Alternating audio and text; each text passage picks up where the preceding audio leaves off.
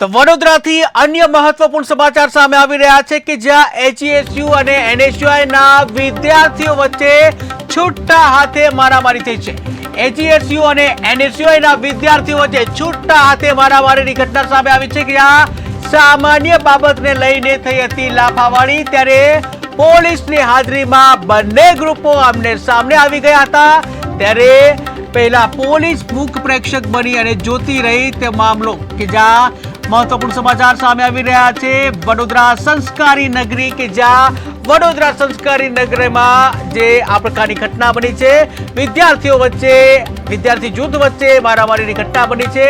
ज्यां एजीएसयू और एनएसयूआई ना विद्यार्थीओ वच्चे छूटा हाथनी मारामारी थई हती, ज्यां सामान्य बाबतने लई लाफावाड़ी थई हती। त्यारे पोलीसनी हाजरीमां બંને ગ્રુપો આમને સામને આવી ગયા હતા। ત્યારે પહેલા પોલીસ મુખ પ્રેક્ષક બની જોતી રહી સમગ્ર મામલો। ટીવી સ્ક્રીનના દ્રશ્યો તમે જોઈ રહ્યા છો।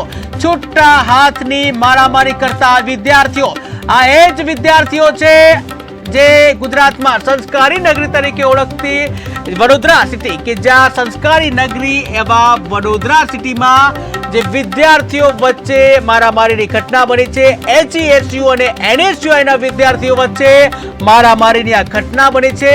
ત્યારે સામાન્ય બાબત હતી અને સામાન્ય બાબતને લઈ જે બોલાચાલી થઈ હતી અને ત્યારબાદ છૂટા હાથની મારામારી થઈ હતી। એટલે પોલીસની હાજરીમાં જ બંને ગ્રુપો આમને સામને આવી ગયા હતા। ત્યારે ક્યાંક ને ક્યાંક પોલીસની કામગીરીને લઈને પણ સવાલો ઉભા થઈ રહ્યા છે।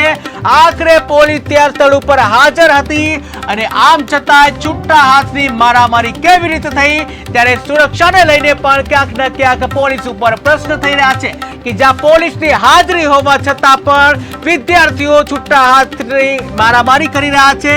ત્યારે ક્યાંક ને ક્યાંક સુરક્ષાને લઈને પોલીસ ઉપર પણ સવાલ ઉભા થઈ રહ્યા છે। ત્યારે એજીએસયુ અને એનએસયુઆઈના વિદ્યાર્થીઓ વચ્ચે મારામારીની ઘટના બની કે જ્યાં સામાન્ય બાબતમાં બોલાચાલી થઈ અને ત્યારબાદ લાફાવાડી થઈ હતી। ત્યારે પોલીસની હાજરીમાં બંને ગ્રુપો આમને સામને ઝઘડ્યા હતા, જ્યાં પોલીસ મુખ પ્રેક્ષક બની ગઈ।